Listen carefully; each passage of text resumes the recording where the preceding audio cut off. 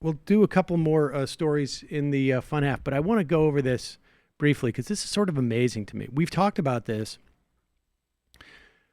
So Steven Crowder is one of those guys who has been avoiding, any real debates on policy. He has an interesting program, and I just heard the other day from a friend who I don't talk to too often.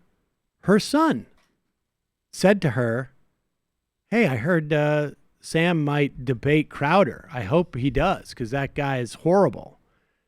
And the kid is a kid. I don't know. He's like 14, 15. And this is the thing that's problematic about Steven Crowder.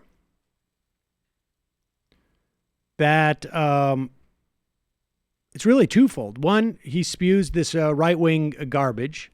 He debates college kids over it. And if you're 14 or 15, you can't quite tell, like, hey, wait a second. That doesn't make sense. Why doesn't he have a real debate about it? He has these pretend debates. It's like when you're a kid thinking like, wow, these Harlem Globetrotters, they're the best basketball team in the world. Every time they play this team from Washington, the Wizards, they beat them. Why don't they just play in the NBA? Why would they win every single game. That's why they probably aren't in the NBA, because they're be too fair. good. And that's what you think as a kid. And the other aspect of what Crowder does, because he's speaking to right-wing inclined teenage boys who are get jazzed about guns and imagine that you're an adult if you smoke cigars and drink a bottle of whiskey. I mean, this is all stuff. I've been there. I was a kid. I was 14. You look at that stuff and you think like, that's what it is to be an adult. And you assume like, that's all the adult stuff that you get to do. And Crowder also sort of mixes in a very healthy dose of racism and gay bashing in a sort of jocular tone, right? I'm just telling jokes about how gay people talk like this. I mean, it's really the most juvenile level of comedy. I mean, it's not even a level of comedy. It's just it's almost definitionally juvenile. And so one of the ways that he mixes this in is to go after this guy on Vox. What's his name? Maza? Carlos Maza. And who does these YouTube explainers on different issues. And we played a clip of Crowder that was assembled of Crowder. Basically, every time he does one of these rebuttals to Carlos Maza, which, of course, you should be doing rebuttals if you disagree politically, but he always like sort of buttons them with like, he's gay and he's Mexican. It's not terribly relevant. It's just gratuitous. Not that there's non-gratuitous, but it's just gay bashing and racism. Ad hominems are not arguments. Well, I mean, ad hominems are fine too. It's just that when you make it about someone being gay or Mexican, what happens is you're sending a message to those little kids, those teenagers who watch you. If it's ad hominem, somebody says like, oh, look at Sam Seder, 4 eyes, or this guy's, condescending, or he's a shill, or whatever it is. There's no kids out there who hear that and then go and ostracize, bully, beat up other kids because they're condescending. But if they're gay, if they're Mexican, that's what it breeds. So I have no problem with ad hominem. And particularly if you're broadcasting out of Austin, Texas, and you're attacking transgender folks, and you're attacking Mexicans, maybe you've read the paper and you realize that there have been 2 murders of transgender women in the past 2 weeks in Dallas. Half a dozen, I think it is now, 5 maybe in the past 2 or 3 years in Dallas. I don't think it's somebody who listens to Steven Crowder. But if Steven Crowder keeps working at it and keeps preaching like this, maybe someday he'll succeed and be able to reach somebody who does that. I mean, why else, right? I mean, if you're going to go on and attack somebody, essentially attack gay people, attack Mexicans, what is your end goal? Your goal is to get rid of them, right? And so it's a success for you. If one of your students goes out and beats the gay out of somebody. And so Maz has complained to YouTube about it publicly because he gets a lot of harassment for being gay.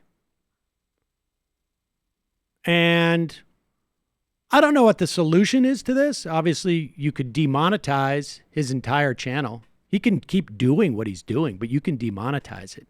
Like, you're not silencing anybody by completely demonetizing a channel.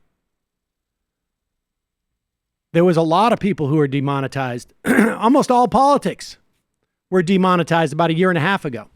And it sucked. It sucked. But if that's what it takes, let's do it. If it's unfair for the guy who is gay bashing to be demonetized and not us be demonetized, demonetize us too.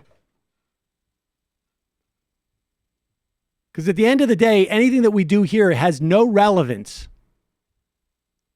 if our getting money from this allows him to keep doing what he's doing and getting paid for it.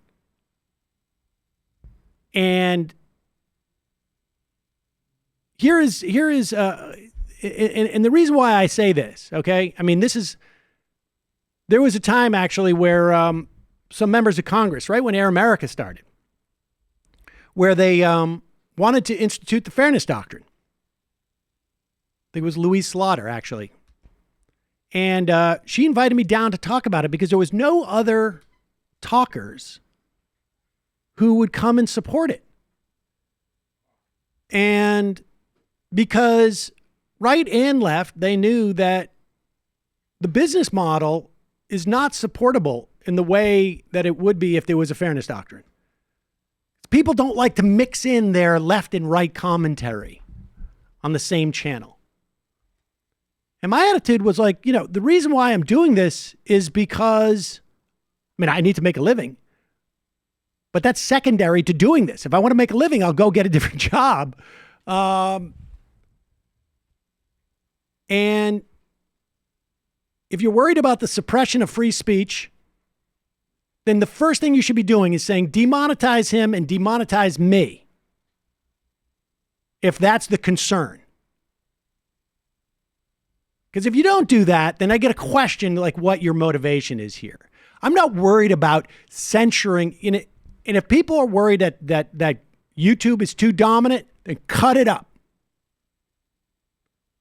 Decouple it from Google's advertising revenue. Make it a different company. Have competition for advertising. Make it more transparent so the corporations can know what they're associating themselves with. Make it less financially viable. If you're worried about the censoring that's involved if you tell gay bashers that you can't make money off of your channel. Like, you can't use that as a loss leader. I don't care if they demonetize that one video, demonetize the whole channel. Because we know how this works, right? This is a business model. Netflix, HBO, they all have the same business model. The shows that you read about aren't necessarily the ones that everybody's watching. Those are the shows that get people to buy the service, to come in. It's called a loss leader. And so even if you demonetize as gay bashing, that's a loss leader. It brings people onto the channel. They make the money the other way. So I have no problem with people going after Steven Crowder. We're not going to be bereft because he's gay bashing. We're not going to get enough of the joking about lisping and whatnot. And if it's a slippery slope, then let's just slide down it. Everybody gets demonetized. All politics demonetized. Let's do it. And the reason why I say this, and we talked about Mazza yesterday, is because there's been some people ostensibly on the left who are taking issue with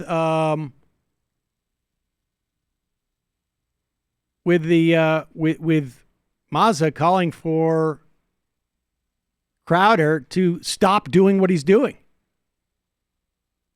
What's this? Is this Jimmy? Yeah.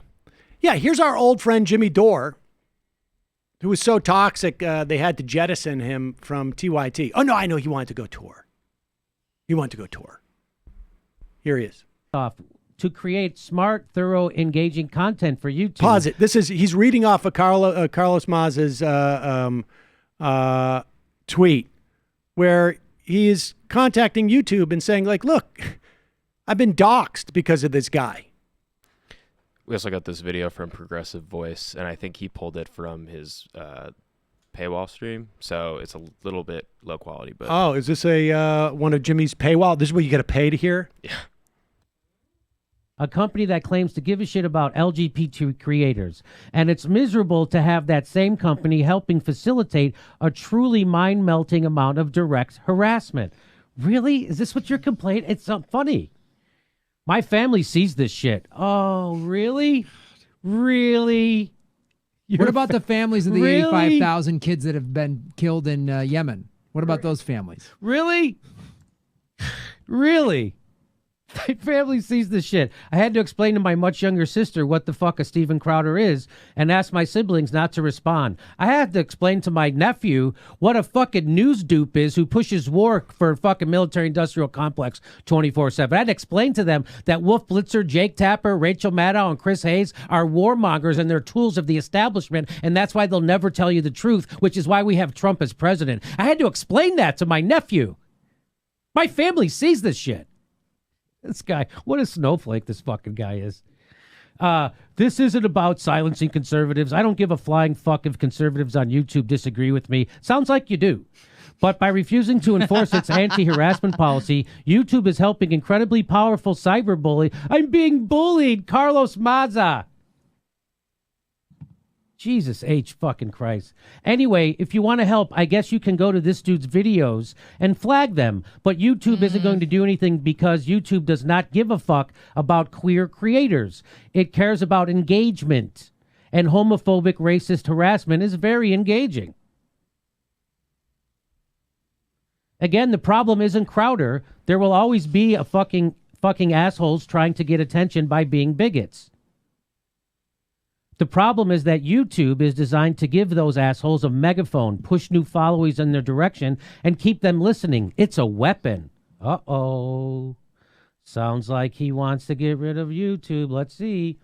Harassment isn't siloed either. Every time he makes one of these videos, his fans flood the comments on the original Fox video. So a piece I spent 4 weeks working on is drowning in homophobic and abusive comments and downvotes. All right, so there it is. Jimmy Dore poo-pooing the idea that this guy's getting attacked for being gay. There's a bit more here, finishing that thought. Comments and downvotes. Other Fox fans see it. It's humiliating. What is wrong with you? What is fucking wrong with you? Are you kidding me? You're upset that people are downvoting your videos? And you're humiliated? What in the fucking fuck is wrong with you? All right, whatever. I mean, I'm less concerned with his feeling humiliated and downvoted than Jimmy just saying that, well, who cares if Steven Crowder is gay bashing you because there are kids dying in Yemen? Mazza, incidentally, one of his videos was about the media promoting here it is, how the media weapons fetish primes us for war. So it's not like Mazza has been a cheerleader for Yemen, but somehow Dore justifies Steven Crowder's, and this is, you know what this is about? This is about Jimmy worried that he's going to get demonetized if this is what it's all about. And there are some YouTubers who are at the very least, I've seen, who are at the very least honest about it. But this is Jimmy worried that he's going to get demonetized too. That we're all going to get demonetized because a YouTuber is complaining about being gay bashed. Talk about hypocritical. Jimmy Dore's entire channel has been built upon saying that people who make money, make too much money on cable television, that Chris Hayes is responsible for Donald Trump being elected.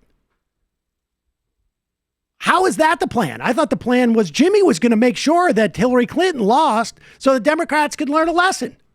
So that they could nominate Elizabeth Warren. Look that up. Oh my God. Like, Do you remember that? Was that what it was? He said that in his debate with you. Oh, is that what he said? Yeah, I don't know, Elizabeth Warren. like the kind of Right, who he's logic- now attacked himself. But this is the point, is that, like, Jimmy's making a very good argument that really the whole thing should be demonetized.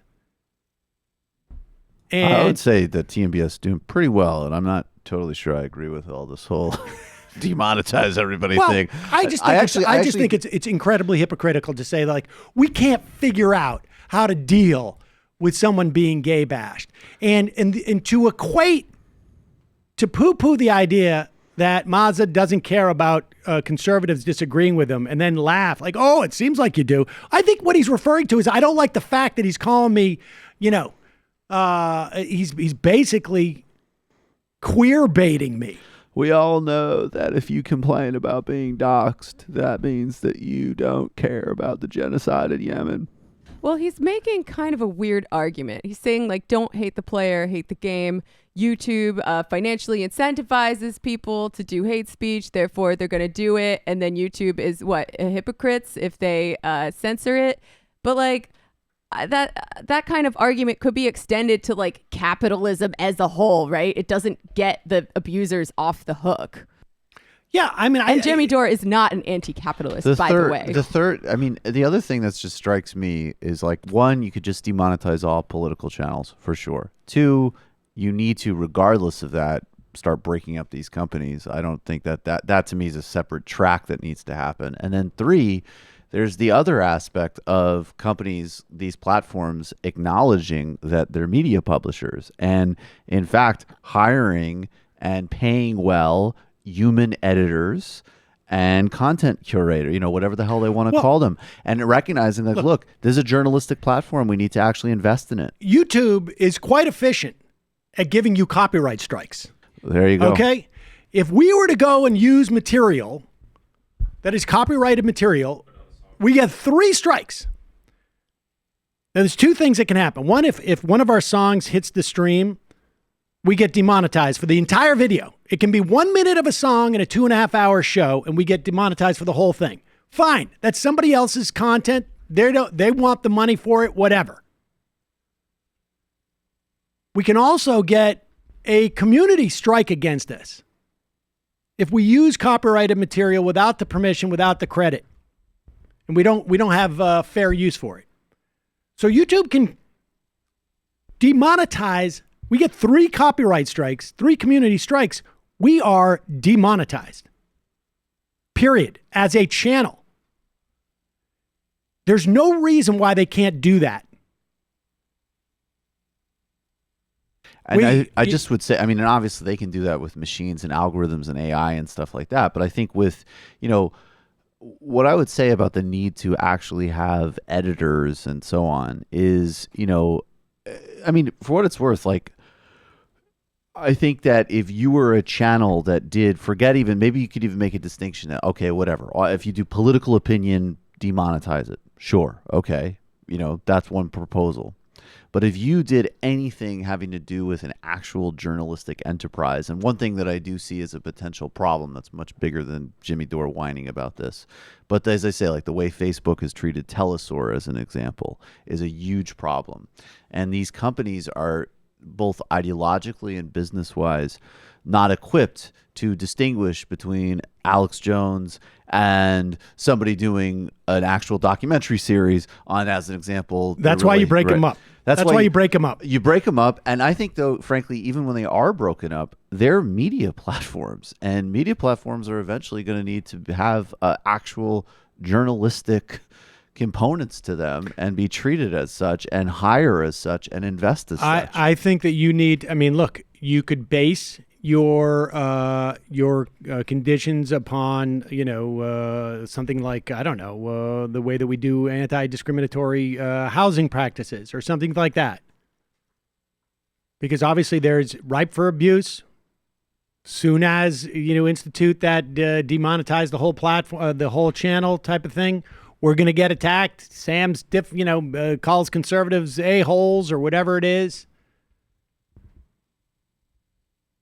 But you can make it about religion. You can make it about, and you would have to assess it on a complaint by complaint basis. And there would be certain amount of channels that would be targeted for it, no doubt. But the idea that you're just going to say, like, okay, we're not going to worry about that because of the policy in Yemen. What a kind of child? Wait, who are you kidding? Jimmy Dore cries like a little baby. And I know this for a fact because I know the people he cried to about it when he was made to look stupid. And I didn't raise it because these people are mutual friends. But I had people talk to me. Jimmy's upset. He's upset because you made him look like an idiot. Well, I'm sorry. He made himself look like an idiot. I wasn't going to say anything about it because he told me he was ill and he was suffering, whatever. But if this is the game we're going to play, you're going to cry about your illness when there are people dying in Yemen? Seriously? You're going to cry about that stuff when there's climate change? Give me a break. What a baby. What a disingenuous baby. All right, we've gone too long. Well, it looks like we have some new news about this, actually. What's this? YouTube will now block discriminatory content just a day after saying it didn't violate its policies. YouTube announced Wednesday that it will prohibit videos that promote discrimination or segregation based on things like age, gender, race, caste, religion, or veteran status. The announcement comes just a day after the video platform was criticized how it handles homophobic content. Thousands of channels are expected to be affected by the policy change shortly. There you go. YouTube's new anti-supremacy policy is a joke, a shiny prop meant to distract reporters and advertisers from the alley, which is YouTube doesn't actually enforce any of these documents. Ask yourself this. If YouTube actually has been enforcing these policies against hate speech and bullying, why does it need an additional policy for supremacist content? Isn't that already included? It's all a smokescreen. They don't enforce any of this shit. Don't fall for it. This is the capitalism component, because when they do this, there's two components of this. I mean, one, obviously, whatever. They all decided to go after Alex Jones together. And, sure, but a vast majority of these things, so far, maybe this will be new, but this would be my guess, affect relatively very marginal channels. Like the reason that Crowder didn't face any consequence is not because the employees at YouTube think he's funny or agree with his politics necessarily. It's because he's got a lot of views. All right, that's it. That's how it works. And then the other part, like at Twitter, you know, like just even the games, like some of these people on Twitter are like, they've gotten really aggressive at rudeness. So you see people who say like, hey, F you, you know, they get banned or whatever for, you know, or taken offline. But there's accounts of like, you know, Spencer or Molyneux or whatever. They know how to keep inside the parameters of what has been established as, you know, quote unquote, non-threatening, non-bullying or whatever. So everybody around it has plausible deniability. And again, all of those counts. I mean, Well, look, you know, you're Twitter not gonna wouldn't get it. exist without alt-right But- accounts, starting with, you know, Donald Trump. But Kept you know, the the bottom business line is like, afloat. look, none of this is ever going to be perfect. Right. And you're not going to be able to do that. There's no perfect way of doing it. But the bottom line is, how do we diminish the number of, like, there is research that shows that, I mean, you go back to the Milgram experiments. There is plenty of research that shows that the context in which stuff happens, that predispositions that people have are impacted by the context, the societal context, whatever that is. And so if you diminish the rhetoric, Richard Spencer may still be on Twitter, whatnot, but if he's out there saying stuff that's like marginally less offensive, somewhat less offensive, somewhat less supremacist, and I don't know that Spencer is necessarily a good example for this, but whatever, that's going to help somewhat. There's no way to eliminate it all the way through. But, you know, and the issue is less about like Carlos Mazza's feeling. He's just indicative of what's going on out there for the 13-year-old boy living in some town in Texas where the kid is afraid to admit to himself even that he's gay because of the hostility around him. Or some other kid who gets beat up because he's gay. Or some other kid who gets killed because he's gay. That's the point. We just know that Carlos Mazza has got this problem because it's directed at him and he has a platform to discuss it. But there are literally thousands of other kids out there who are living with this stuff. It's not like only Carlos Mazza hears it. It's not like just that kids who may be gay, are gay, watch this and feel bad about themselves. It's that all of the kids they go to school with are watching this shit. And Crowder sits there and he's a voice of authority to them. I mean, to us, he looks like a moron whose daddy has to follow him around for whatever reason. Well, I think But- maybe if we dug But to into a that, kid, but we to a might feel more 13-year-old empathy. kid, they look at this guy and they think, here's a role model. And it's cool to make fun of gay kids. It's normal. It's the way things should be. And I don't know. I mean, to have to say like, well, you shouldn't complain about it because of what's going on in Yemen. Seriously? Are you effing serious? My God. How demented do you have to be? How dangerous are those chemicals that you're putting in your hair? Oh, is that childish? To make fun of him for his bad dye job? Should No, I be banned? I think that is an example of the appropriate kind of ad hominem to do. Exactly. Exactly.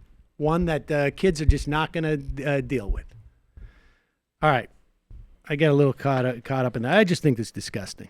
I just think it's absolutely disgusting.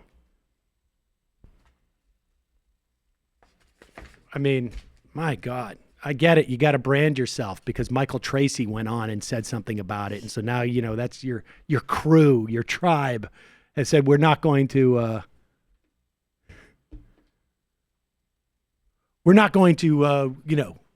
side with the guy from Vox because I don't like Vox. You dye your hair when kids are dying in Yemen? Are you serious? Why don't you send that money to Yemen instead of buying your hair dye? That's what an ad hominem is. That doesn't pertain to a whole class of people. But I know he's not going to be bothered by that. I don't think our channel should be financially demonetized. I'm just sitting with that idea. I don't like it. Yeah. It's not solid thinking. I know there's a lot of you out there who are going to clip that little segment where it says like, where specifically where I said, you're crying about kids with Yemen and the hair dye. I know you're going to clip it. So, okay. Sometimes we accept the world as it is. Yeah, what am I going to do? God give me the grace to accept what I cannot change. You got to use the We're gonna take a quick serenity break. prayer a lot. We're going to take a quick break.